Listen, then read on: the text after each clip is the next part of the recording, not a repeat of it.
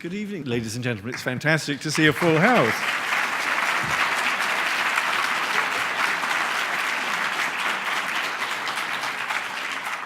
So, my talk this evening falls into three sections. The first devoted to a brief history of the museum and its acquisitions. The second, a discussion of how we use our collection. And the third, a breathless race through a cross-section of acquisitions over the past 20 years. And let me remind you that in that period, we've acquired some 68,000 objects. Or, if you include the Leonard Lauder collection of world postcards, nearly 190,000 objects. Such is the profusion of this talk and the acquisitions that it may be a little too long, so I hope some of you brought sandwiches or a hip flask. Many, many donors of works of art are here in the audience tonight, and it's a great pleasure for me to express to them, on behalf of the trustees and all the staff of the museum, our great gratitude to them. But I also have to apologize because I simply cannot acknowledge you all or your interests by name, so I hope you'll forgive me. 20 years of acquisitions. The first founders of the Museum of Fine Arts 145 years ago, almost to the month, despaired of their new museum ever having a collection of national or international stature. Here are the words of Charles Callahan Perkins. I've shown you him before in other talks, one of those founders. This is what he said. Original works of art being out of our range on account of their rarity and excessive costliness, and satisfactory copies of paintings being nearly as rare and costly as originals, we are limited to the acquisition of reproductions and photographs of drawings of old masters, which are nearly as perfect as the originals. Well, thank heavens, Callahan was wrong. Now, here we have Martin Brimmer, rather grim-looking, the first president of the new museum, who was a little more optimistic. This is what he said. The master's hand, expressing the master's mind, gives that which fills the eye and touches the imagination as nothing else can, and no opportunity should be neglected to procure for our museum works of this original and permanent value. The fact that such works of the older painters and sculptors are daily becoming more rare and costly as they're gradually being gathered into the public collections of Europe should be rather a stimulus than a discouragement. For at the rate at which they're now being absorbed, they will, in another generation, be almost unattainable. I like his sense of urgency. Well, the first ever work acquired by the MFA was Washington Alston's Elijah in the Desert of 1818. It's a large, old masterish painting measuring some 4 feet by 6 and was given by Mrs. Samuel Hooper and her daughter, Miss Alice Hooper. Alston was known as the American Titian, and we can see how in this very first acquisition, how it responds to our founders' taste for old masters as well as their inclination to modern American painting. Another very early acquisition also hits 2 collecting hot buttons. And interestingly, it was donated by none other than Charles Callahan Perkins. It's Thomas Crawford's great neoclassical sculptural group, Hebe and Ganymede, carved in Rome about 1851. Crawford was described by a contemporary as the most modern and the most Greek of sculptors. And this work, again, satisfies the taste for modern American art, as well as the thirst for Greek and Roman. Among other very early gifts were our first tapestry, a 16th century period room from England, and perhaps more surprisingly, 2 wonderful paintings, magnificent, sensuous paintings by the French artist Boucher, La Haute, La Fontaine of 1765, and L'Allée au Marché of 1767. And they were from the heirs of Peter Parker, and formerly in his palatial French Second Empire mansion in the South End, Deacon House, which has now disappeared. When the new museum opened its doors in Copley Square on the 4th of July, 1876, the displays were already impressive. Gifts, loans, and reproductions. Here's the very crowded Hall of Casts, and here, very crowded, hung in salon style, one of the major paintings galleries. And you can see there, center right, The Quarry by Courbet, painted in 1856, purchased for the museum finally in 1918. It was alone at this date, and it was the first Courbet to be acquired by a museum in the United States. As perhaps the largest private museum in the world, the MFA receives no public support for acquisitions. Thus, the history of the MFA is built from thousands of examples of personal philanthropy, extraordinary individuals, collectors who were determined to make the museum a hugely significant cultural resource for their city, for New England and beyond. They succeeded, and by the time I arrived in Boston in 1994, the museum was world-renowned and with a collection that reputedly numbered more than 1 million items. With the advent of more accurate computerized record keeping, that number has now shrunk to 500,000 items.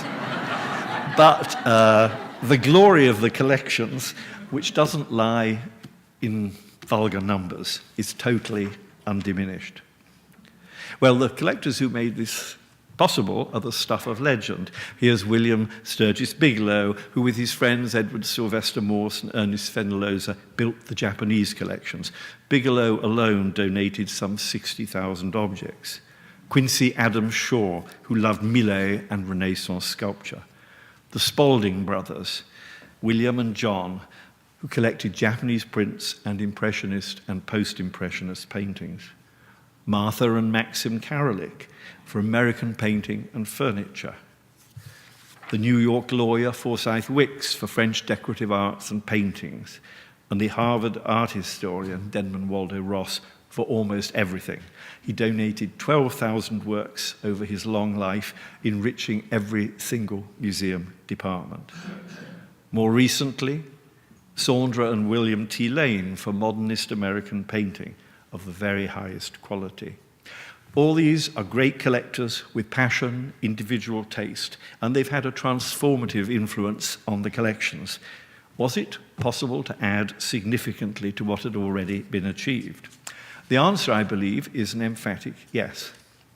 Quite recently, in 2013, Trustee Sandra Lane, in a very real sense, completed the Lane collection she and her husband had formed when she donated some 7,000 photographs, 100 works on paper, and 25 paintings. The collection of photographs is unparalleled, and here I show you just one, a highlight, Edward Weston's study of his wife Caris in nude from 1936. Coolly sensual, mysterious in atmosphere, and sculptural in its intense physicality. This photograph is one of Sandra's personal favorites, and it's a testament to her close friendship with Caris. I met her just once towards the end of her life, still magnetically beautiful, but confined to a wheelchair. Yes, it's possible to make a difference. Last year, 2014, we were most fortunate to receive 120 works of art from the remarkably rich collection of Judaica built by Charles and Lynn Schusterman of Tulsa. The acquisition of overseer John Axelrod's collection of works of African-American artists has raised the museum's collection of these works to national significance. The Japanese calligraphies donated by Sylvan Barnett and Bill Berto. I could go on. Our African collections have been greatly enriched over the years by the acquisition of more than 300 works, mainly of African oceanic origins, collected by the late Bertha and William Teal. And here's Bill surrounded by the objects he loved. Well, one of my mantras is, one thing leads to another. And no sooner had Bill left us than another remarkable collector stepped forward to build on his legacy. In 2013, we were thrilled to receive a group of 34 outstandingly important and beautiful works of art in bronze and ivory from the west coast of Africa, the donation of Robert Owen Lehman, Oscar-winning filmmaker and glass artist. 32 of the objects are from the rich kingdom of Benin in southeastern Nigeria. The aesthetic quality of all these pieces, which belong to the warlike kings of Benin, is quite extraordinary. And in technique and artistic vision, they rival any Italian Renaissance bronze produced in the same period. Among these extraordinarily rare pieces is a 16th century figure of a Portuguese soldier holding a musket, and one of my favorites, of course, the beautiful horseman. But there are also no less than 15 of those bronze plaques for which the Benin culture is known, and here I show you just one, again from the 16th century. Well, as I said, one thing leads to another. In the year 2000, trustee Fred Scharf and his wife, overseer Jean, previously known as collectors of American painting and American folk art, gave to the museum 657 Japanese woodblock prints from the Meiji period, that is 1868 and to 1912, at a stroke bringing our remarkable collection of Japanese prints into the 20th century. They're brightly colored and show the influence of Western art, fashion, and technology. Well, this gift was followed in 2002 by the gift from Leonard Lauder of his collection of some 20,000 Japanese postcards, art postcards that take the collection into the age of Art Nouveau on the left to Art Deco on the right. In 2004, the Scharfs donated their collection of some 1,400 Meiji period photographs. And here I just show you one, a view of sumo wrestlers from about 1886. And then in 2008, we acquired, with the help of an anonymous donor, 17 Japanese screen paintings, including, you'll remember it, Seiki Shunko's The Tea Room from 1936. Takeshi Harumi's Hunters of 1939, a wonderful snow scene that should warm the heart of Bostonians. But don't worry, spring is on its way. I'm sorry, wait a minute, let's go back. And here is Clover, 1934, also by Harumi. The work continues to bring our collections up to date, and a significant gift in recent years came from overseer Stanley Snyder and his wife Marianne of contemporary Japanese decorative arts. Europe is not far behind. Daphne Farago and her late husband Peter made our largest ever gift of contemporary decorative arts from Europe and America. The range is enormous, and I show you just one piece of furniture, Couchabunga by John Cedarquist from 1992. But there are also ceramics, glass, fiber arts. Add to this the gift of Daphne's collection of more than 700 pieces of 20th century and contemporary studio jewelry, including this beautiful necklace I show here, Polyp Colony from 1995 by John Paul Miller. Building on Daphne's generosity, Ron and Anita Warnick of San Francisco added their collection of some 250 craft objects. And this week, you'll see something quite different, the unveiling of a group of remarkable objects from the Rothschild family collections in Vienna in the exhibition entitled Restoring a Legacy, Rothschild Family Treasures. And what a story they have to tell. We're making significant advances in our collecting of contemporary art, including video and, if you can collect it, and I'm not sure of that, performance art. Well, these are just a few of the collectors and collections that have meant so much to the museum over the past 20 years as we continue to build. And as I say, my apologies to anyone whose names I've omitted. I now want to turn to a hobby horse of mine. Early in this talk, I referred to the NFA as the largest privately funded museum in the world. But as those of you will know who've heard me speak before, this isn't entirely true. Why not? Because the American people, the taxpayers of America, are by virtue of the charitable gift tax reduction, subsidizing every dollar and almost every work of art that we're given. By this means, the American people encourage philanthropy and invest in our cultural institutions. It's a wonderful system, almost unique to America, and admired around the world.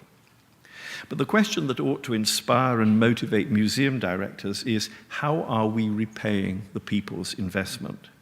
Well, obviously, through our work in education, public programs, publishing, exhibitions, and so on. And we do a fantastic job in serving a local and worldwide community. But if we dig a little deeper, how do we repay the public investment in the hundreds of thousands of works of art in our care? Certainly not by hiding them away in storage, and has often been the case, neglecting their physical well-being. Perhaps the most frequent and most painful question I'm asked at cocktail parties is, isn't it true that 90% of the collections of museums are in storage? Sadly, this is true of most museums. It's a stubborn fact, and that has the real potential to demotivate potential donors. Here at the museum, we've been working as hard as we can to rectify the situation, aided by advances in technology. The bulk of our collection is now digitally photographed and instantly available via the World Wide Web. The Art of the Americas wing testifies in its wonderful copiousness to my commitment to rescue objects from storage and bring them into the limelight. Every new gallery, I believe, tells the same story. In this, I've been assisted by a new generation of curators, supported by major investment in conservation and collections management. So it is, and I'm cheating a little here, that some of the most exciting of the museum's acquisitions in my time have arrived not from private collections, not from dealers or the sale rooms, but from our own storerooms. I want now to show you some of these in-house acquisitions and apologize if you are familiar with them, some of them already. In the old days, I can't call them the good old days, there was an attic storage space at the museum known as Chair Heaven, but which might have been more appropriately termed Chair Hell. It was cramped, claustrophobic, dirty, chaotic, and alternately baked and frozen by the extremes of New England weather. It spoke to generations of neglect. And here's an image of Chair Heaven after it had been cleaned up. In one corner of this unreformed dark space, in a plastic bag and covered in cobwebs, it's slightly uncovered here, we found not a chair, but a sculpture. This is a sculpture of St. John the Baptist, donated to the museum in 1950 by Mrs. Solomon R. Guggenheim and sent straight to storage. Now cleaned and conserved, it is one of the most beautiful treasures in the museum. And here I show you a detail of that marvelous head. It's recognized now as almost certainly the work of Giovanni Francesco Rustici, a close associate of Leonardo da Vinci. I think you can see that. And one of the most important 16th century Florentine terracottas in existence. It would, of course, be way beyond our purchasing powers today, but our predecessors unceremoniously put a bag over its head and left it to gather dust. In the same attic, I seem to remember, stored in shoeboxes, but that may be an elaboration, was the Buffum collection of European amber objects, amber reliquaries, chess sets, statuettes, jewelry caskets, and other objects. Many of these very fragile objects dating from the 16th to the 18th centuries were found in pieces and damaged by extremes of temperatures. But our conservators have miraculously stored them to life. Many of the pieces are highlights in the recently installed Alice Morrissey Gallery, our Kunsthammer Gallery. In another storeroom, we found this full-length statue of a knight kneeling at his devotions, carved in alabaster in Spain around 1600. It's a highlight of our Gothic gallery. Other such rescues from storage include Sir Anthony van Dyck's full-length portrait of Princess Mary, the daughter of King Charles I of England, which makes now, cleaned and put in good order, a wonderful partner to our great child portrait by Velázquez, Don Baltasar Carlos, also painted in the 1630s, and both stars of the reinstalled Cope Gallery. Giovanni Battista's Tiepolo, a ravishing ceiling in an equally ravishing frame, representing aurora dispersing the clouds of night, and painted around 1760, once had a home in a Venetian palace, but here it lurked in storage. While John Singleton Copley's equestrian portrait of George IV, when Prince of Wales, a giant measuring some 12 feet by 10, was found stacked in a corridor, unframed and obscured by decades of yellow varnish. My final acquisition from storage is in more than one way a discovery. It is what I may term, what we all term, the Bersha Hoard, featured in our exhibition of 2009, The Secrets of Tomb 10A. In a 1915 excavation, archaeologists from the Harvard University and Boston Museum of Fine Arts expedition discovered the entrance to a tomb at the picturesque site of Deir el-Bersha in Egypt. Inside, they found this, a jumbled array, the largest burial assemblage of the Middle Kingdom, that's 2040 to 1640 BC, the largest assemblage from the Middle Kingdom ever discovered. Designated Tomb 10A, it contained the coffin and funerary equipment of a local governor by the name of Jehotinak, difficult to say. Among the many other items discovered in fragments in the largest collection of Middle Kingdom objects ever found was the largest collection of Egyptian model boats, 58 spectacularly crafted models. They were in millions of pieces, well, thousands of pieces. A chaotic jigsaw puzzle for generations of museum curators and conservators. I was fascinated by the challenge of these model boats, these 58, the flotilla of the 58. By the time the exhibition opened in 2009, our conservators, you see one at work here, had devoted more than 10,000 hours of work to the restoration of just the model boats. You see the beautiful results here. There's just one boat, and here a close-up of the boats in flotilla, and you can see them in the Calderwood Gallery now. No child seeing this flotilla will ever forget it.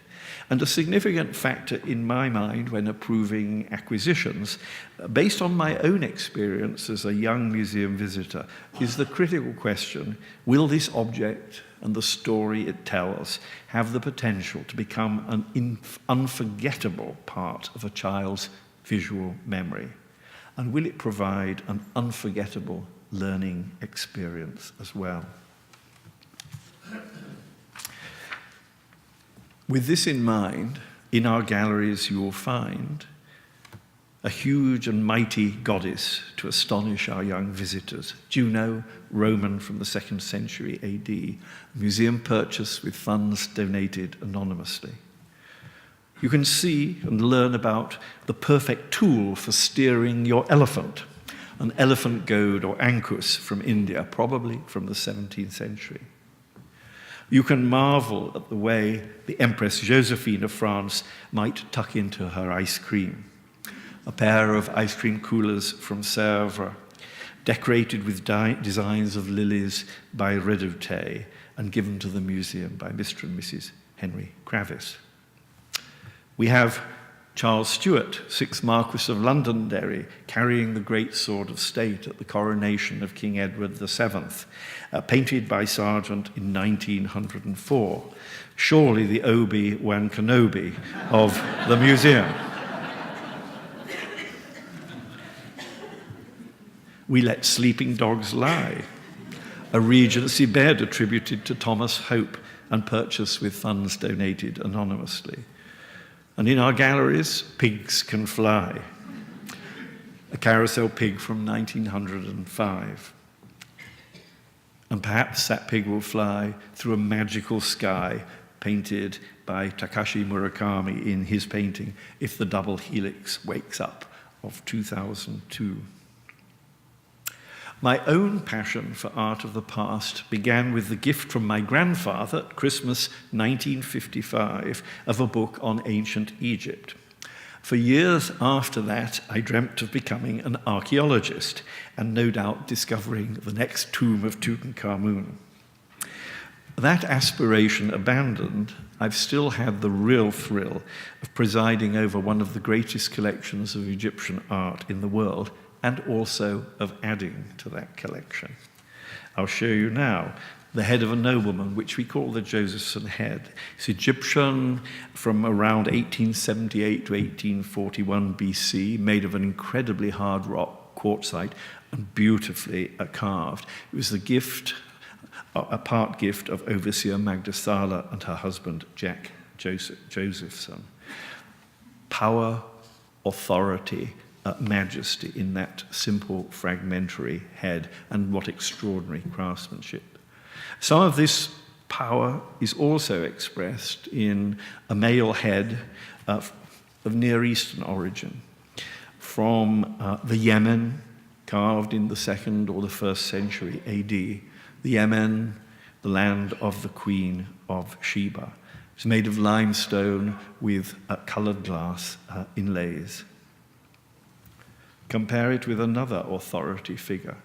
This beautiful effigy pendant from Tirona, the Sierra Nevada de Santa Marta region in Colombia, made a little later in AD 900 to 1600, we're not too sure. Exquisite goldwork, again expressing rank and power, representing a powerful chief, and no doubt worn by one as well. Emblems of power. Here I show you a drinking vessel in the form of a fist made of silver from the Hittite culture of central Turkey, made around 1500 to 1200 BC, the gift of Landon and Lavinia Clay. Power, but also the fall from power.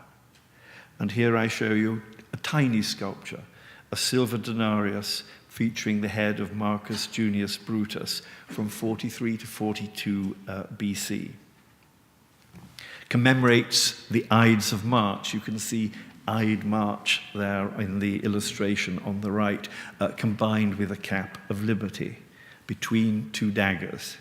Of course, it commemorates the assassination of Julius Caesar, one of the most powerful figures in the ancient world, and the assumption of power by his assassin, Brutus. Drinking and luxurious drinking are quite a common theme in this talk tonight. But I make no apology, I'm a wine lover and I know there are some here. So I'll show you first of all a breathtakingly beautiful covered cup. It's French, from about 1400. It's silver gilt, a museum purchase with funds donated anonymously. It's part of a medieval treasure, and it was made in Paris, as I say, about 1400. It has very fine punched decoration. Here's the detail. Look at that beautiful bird. And inside and under the base, it has enamel roundels. Beautiful enamel roundels. It reminded me of a work of many years later. This type of medieval design and craftsmanship inspired British artists of the arts and crafts movement. And here I wanted to show you just one such piece for purposes of comparison. And here it is, a beautiful English brooch. It was originally a hair ornament, was adapted, designed by Charles Robert Ashby, and made in about 1901 to 1902. But you can see how it responds to that medieval design and craftsmanship. It's made of gold, silver, enamel again, moonstone, a topaz, and freshwater pearls. Wonderful materials.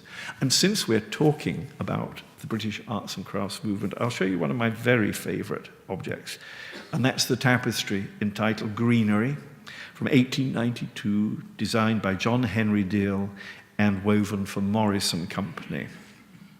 Spectacular, of course, but clearly inspired by medieval tapestries. But how fresh the vision, and I can't help ever but be moved by seeing the creatures of the forest, hearing for the first time the approach, I think, of man to disturb their lives. So back to drinking. And here I show you a covered cup, a Globus Pokal, Swiss from Zurich, made about 1580 to 90, and attributed to a goldsmith known as Abraham Gessner, purchased with funds donated anonymously. As you can see, the cup is shaped like the globe, and it bears on it the map of the world as known at that time and as published in Abraham Ortelius's Theatre of the World in 1578. Notice again how the cup comes apart at the equator. Quite a witty little conceit. You see on the top an armillary sphere. And inside, in both top and bottom, there are wonderful roundels. This one, I hope you can see, illustrating, I think, the season of autumn, with corn being harvested and also grapes being harvested and hunters hunting. Rich, precious, mannerist object expressing skill, wealth, and a wonderful imagination within quite a small frame. I love to compare it with another drinking cup, the Diana and Stag automaton, or Trinkspiel, German from Augsburg, about 1610 to 20, also purchased with funds donated anonymously. It's worth looking at in detail, and if you go to the Kunstkammer Gallery, you can actually see this piece, or a replica of it, galloping across a table in a video there. But if you look at the base, you'll see the exquisite fantasy of dogs, a miniature horse, insects and reptiles. Again, mannerist invention at its most quirky and beguiling. Mannerism was succeeded by the Baroque, and we're going to look at one or two Baroque objects. But first of all, since we're on the drinking theme, I thought I would show you our famous cistern and fountain, marked by the Huguenot silversmith in Britain, David Willome I. It was made about 1708. Big enough to bathe a dog in, I would say, but we haven't tried that. It's bold and vigorous, and I love the handles on the cistern. They're in the form of wyverns, that's legendary winged creatures with dragons' heads, remarkable works of sculpture in themselves. Well, to turn from the decorative arts, it is still possible, just possible, to buy a major, beautiful and moving old master painting. And here I show you St. Francis in ecstasy, supported by an angel, by the Italian artist Orazio Gentileschi, painted around 1600. Gentileschi's work shows the transition in many ways from Mannerism to Baroque, and he, in this transition, was particularly influenced by his young friend and associate, Caravaggio. Records show, interestingly enough, that Gentileschi lent to Caravaggio a pair of swan's wings and a monk's habit for Caravaggio to use in his own paintings. I think we see the habit here and also those swan's wings, an interesting borrowing. Well, Gentileschi was close to Caravaggio. He also was close to musicians, and he loved music. And I wanted to show you now the one musical instrument of my talk, this beautiful guitar by Jacopo Caciucci, made in Italy in 1628, perhaps for a member of the Habsburg family. Gentileschi could have heard this instrument. He certainly would have admired it. And here I just wanted to show you a detail of it, which is the rose and related decoration at the very center of the piece. Again, exquisite craftsmanship and design, which goes way, way, way beyond the utilitarian to princely stature. Again, purchased with funds donated anonymously. So we begin to move from the Baroque to the Rococo. And here again, I wanted to show you what I would say was a transitional piece. It's another Juno, manufactured at Doccia in Italy, about 1745 to 55. The partial gift in memory of I.W. Coburn by Honorary Trustee Franny Coburn.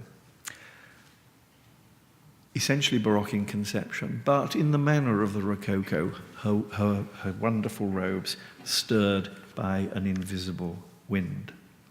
In this piece, Juno lacks her peacock, but we can supply it nearby in the gallery with this magnificent Meissen peacock from Germany, from about 1734, modeled by one of the greatest modelers for porcelain of the day, Johann Joachim Kendler. It was the bequest of Edward Pfluger and the gift of Caillebotte. This bird, as you probably know, is just a small part of our glorious aviary of mice and birds in our 18th century decorative arts gallery. So, the Rococo.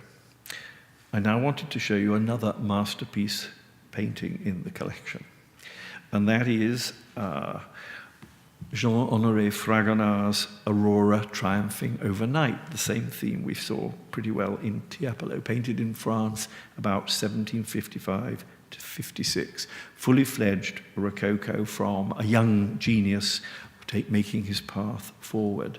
Ravishing colouring, flickering draperies, the poetry of light, and of course, a wonderful sexiness, I have to say. Contrast it with a later French painting, which we acquired, Ceres begging for Jupiter's thunderbolt after the kidnapping of his daughter Proserpine. It's by Antoine-François Calais of 1777. It epitomizes the birth of the neoclassical style, much more linear, grandiose in scale, and quite theatrical as well, still based on a classical mythology. And it's a huge painting. I'd like to contrast this with something tiny and very different. This little drawing by Goya of two men fighting. The Bequest of Eleanor Serre. Realistic, great energy and muscularity in a tiny, tiny space. An effect of almost naturalism, so strongly in contrast with the histrionics of the neoclassical. Well, with Goya, we're almost on the brink of the age of photography. Not quite. But I wanted now to show you another very strong work in a small space. It's a daguerreotype of Cassius Marcellus Clay by Southworth and Hawes, taken about 1850 in America, and it shows Cassius Clay, a Kentucky planter and politician and abolitionist. It's a strong, vivid likeness, and it was the gift of Landon Clay, his descendant. A new theme in European taste, a new mechanized technique. Was it going to threaten everything else that was going on traditionally in the art world? Well, not always. I love to show this wonderful portrait by the great European court painter Franz Xaver Winterhalter, painted in 1860 and showing a Polish beauty, Madame Jerzewitz, resident in Paris. Whatever photography can do, there's a kind of magic here, magic of luxury and so on, which only a painter of genius can contrive. A painter who was obviously the descendant of the great painters of the 17th century and the 18th century, from Van Dyck onwards. Perhaps it was the pressure of photography's naturalism that led other artists in the second half of the 19th century to dwell or to adopt and to adapt more exotic influences. Again, I'm going to show you a favorite decorative arts object of mine. This is an inkstand retailed by Frédéric Boucheron in Paris, made in 1876 after a design by Paul Legrand, and probably made for the American market. It's silver, partial gilt, with Champlevé, Bastaille, and cloisonné enamels, and there are more than 30 Japanese ornamental patterns included in the design. So I say it was made in 1876, and I like, in my imagination, to think of it, it didn't, as belonging to Madame Monet, who was painted in the same year à la japonaise. Certainly the two things together show that passion for Japanism, which was permeating Europe at this time. Other artists were going in other directions. In America, we have Edwin Austin Abbey in his beautiful painting, A Pavane, of 1897, returning to Renaissance origins and the romantic rich dress and settings of that period. In Switzerland, we have Arnold Böcklin in 1896 painting Odysseus and Polyphemus, a highly sophisticated return to classical myth, but clothed in an almost childlike storytelling. It's nevertheless a work of great sophistication. Of course, there were also the Impressionists looking to new sources and trying to invent a new style. And as I look at the naked figure of the one-eyed giant Polyphemus, I can't help but think of another naked full length, Man at His Bath, in Gustave Caillebotte's beautiful painting of 1884.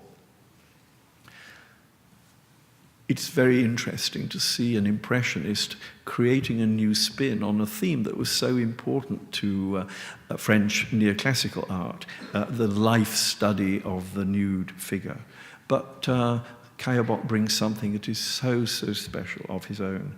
I almost marvel when I see this painting at the fact it's almost monochrome, and yet it's full of colour. It expresses the poetry of light. It takes a humble subject and just tells you how special and unique it is. It also has the most beautiful wet footprints, I think, in any work of art. I'll juxtapose with this Degas' Duchessa de Montejasi and her daughters Elena and Camilla, painted about 1876. The Duchess, seated in black, looking straight ahead, was Degas' aunt, known to the family as Aunt Fanny. Here she is, rigid in grief at the loss of her brother and Degas' uncle. She seems to be hardly conscious of her daughters, whom Degas has deliberately blurred, almost as a way of expressing that only half consciousness that she has that there's someone else in the room. It always reminds me, and this is partly irrational, but I hope you'll forgive me telling you this, of a passage in Dickens's novel Hard Times. Mrs. Gradgrind, the wife of the heartless factory owner, is lying on her deathbed. And her daughter says to her, "Are you in pain, mother dear?" And she replies, "I think there's a pain somewhere in the room, but I couldn't positively say that I have got it." I find that unimaginably touching, and speaking of that dissociated sensibility, which there is there in the Degas. I wanted to contrast it with one of the most beautiful still lifes in the museum collection, which is also, in a real sense, about absence. And that is Antonio Lopez Garcia's Sink and Mirror of 1967 from the Melvin Blake and Frank Purnell collection. Study it closely. It's beautifully painted, but it does express an absence of a human participation in a wonderful way. And it also has a mystery about it. When you study it closely, the geometry doesn't quite work. It feels half remembered. I wanted to juxtapose this with a drawing by Achille Gorky, Nighttime, Enigma and Nostalgia, it's called, drawn in the early 1930s, the gift of honorary trustee Susan Payne. When asked, did this work have any special significance for him, Gorky said, and I quote, "Wounded birds, poverty, and a whole week of rain." The melancholy touch. I hope this is the right juxtaposition. Endlessly repeating 20th century modernism by Josiah McElhenney, museum purchased with funds donated by the Lindy Family Foundation. Another work of pure abstraction, suggesting not melancholy, but infinite possibility. Abstract forms, perfect forms in an illusionary space that you can't quite get your arms around. Well, very much rooted in a real sense of place, in a real place, 15 miles away from where I was brought up, is my next piece. David Hockney's Garrowby Hill, painted in 1998, with its wonderful winding roads, its patchwork of fields. Well, for me as a child, that hill, Garrowby Hill, was the obstacle between me and the seaside on the east coast of Yorkshire. But of course, the road, which seemed rather frighteningly steep in those days for a car, led to the seaside. It was a world of possibilities when you're a child and you look towards the coast, towards the future. Again, it's my personal feeling that it relates in a way to a beautiful poem by A.E. Housman from his Shropshire Lad of 1896, just about 100 years before the Hockney painting. And I'll read it to you, it's very short. Into my heart an air that kills from yon far country blows. What are those blue remembered hills? What spires, what farms are those? That is the land of lost content. I see it shining plain, the happy highways where I went and cannot come again. Well, you can't in many ways put the clock back, but in terms of a museum director's career, you can, and I wanted to show you two final acquisitions. The first is a rescue, and I use the term metaphorically, from storage. This is the State Street Fenway entrance, flanked by Lopez Garcia's Night and Day. An entrance almost forgotten, and many people who've driven past it since it's opened again have said we hardly knew it existed. Need a little of Norman Foster's magic and will and money to make it happen, and a major acquisition for the museum. Its grandest entrance, and the entrance which states most obviously that this is one of the world's great museums. And then there was also another acquisition purchased with many people's help, and that was Norman Foster's and our new Art of the Americas wing, and attached the Shapiro family courtyard with Dale Chihuli's lime green icicle tower. I remember Norman Foster saying to me that its building was one of the museum's most important works of art. So I'm very glad to end this talk, and I didn't overrun, I've actually been rather short, with the building, that great work of art. Thank you so much.